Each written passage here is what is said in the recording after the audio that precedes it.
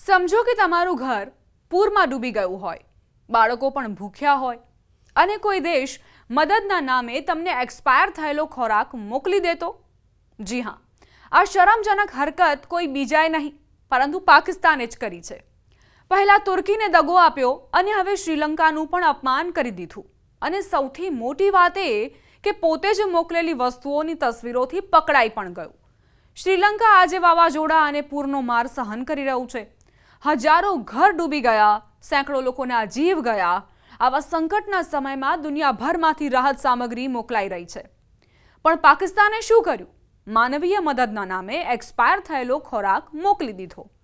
પુરાવા કોઈ ભારતીય એજન્સી કે વિદેશી રિપોર્ટ નહીં, પણ પાકિસ્તાનના પોતાના શ્રીલંકા હાઈ કમિશને જે તસવીરો બહાર પાડી તેમાં જ એક્સપાયરી ડેટ સ્પષ્ટ દેખાઈ રહી છે.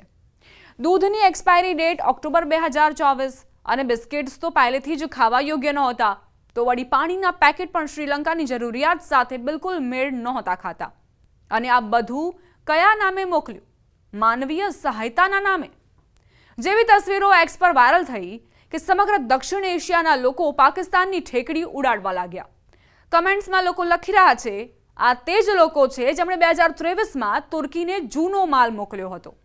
10 પરિવારોને પણ ન આપી શકે એટલો માલ, અને તે પણ એક્સપાયર્ડ. 2013માં ભારતને ભૂકંપ રાહતના નામે બીફ મોકલ્યું હતું. આદત જૂની છે. પાકિસ્તાને પહેલા તુર્કીને દગો આપ્યો હતો.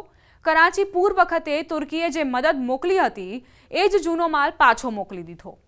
હવે શ્રીલંકાને એક્સપાયર્ડ ખોરાક, સતત બીજી વખત અપમાન, સતત બીજી વખતની બેઇજ્જતી.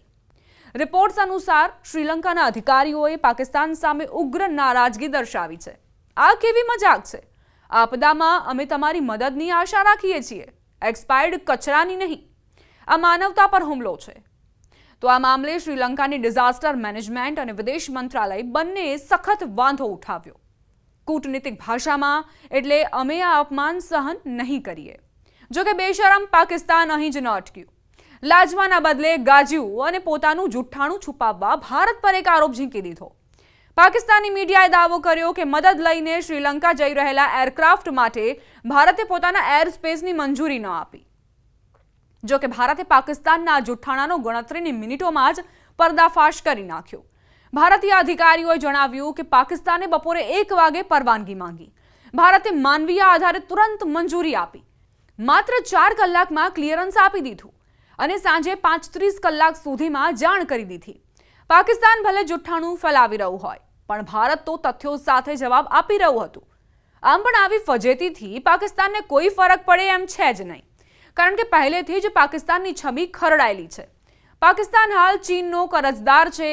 IMF આગળ હાથ ફેલાવી ભીખ માંગનાર, અંદરો અંદર ગૃહયુદ્ધની આગમાં સળગતો, આંતરરાષ્ટ્રીય વિશ્વાસથી બિલકુલ ફેંકાઈ ગયેલો દેશ ગણાય છે. અને એ જ કારણ છે કે આજે શ્રીલંકા જેવો નાનો દેશ પણ પાકિસ્તાન પર ભરોસો નથી કરી શકતો. દક્ષિણ એશિયામાં પાકિસ્તાન હવે કૂટનૈતિક બોજ બની ગયો છે. વાવાઝોડા અને પૂરથી પીડાતા શ્રીલંકાની રાહતની જરૂર હતી ત્યારે દુનિયાએ મદદ પણ મોકલી, પણ પાકિસ્તાને તો મદદના નામે એક્સપાયર્ડ ખોરાક મોકલ્યો. આજે પાકિસ્તાન પર બોલતા દયા નહીં, શરમ આવે છે.